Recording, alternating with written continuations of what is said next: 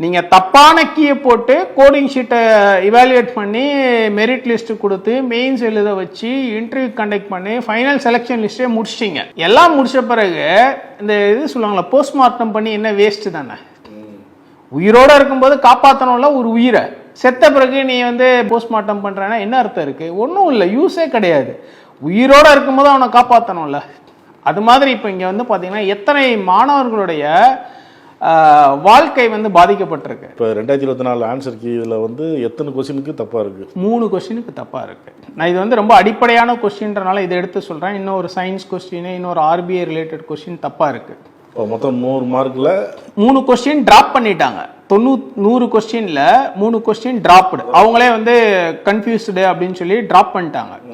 இன்னொரு 3 கொஸ்டின் அவங்க கீ கொடுத்துருக்காங்க, நான் தப்பாக கொடுத்துருக்காங்க. அப்போ என்ன தெரியுதுன்னா, இந்த தப்பான கீயை வச்சு தானே நீங்கள் ப்ரிலிம்ஸ் மெரிட் லிஸ்ட் கிளியர் பண்ணி இது கிரியேட் பண்ணி மெயின்ஸ்க்கு அனுப்பிச்சிருக்கீங்க.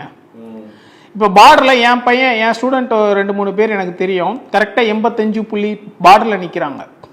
இப்போ அவங்களுக்கு இந்த கொஸ்டின் கரெக்டாக தான் போட்டிருக்காங்க, ஆனால் இவங்க தான் கீ தப்பாக போட்டு இவாலுவேட் பண்ணியிருக்காங்க.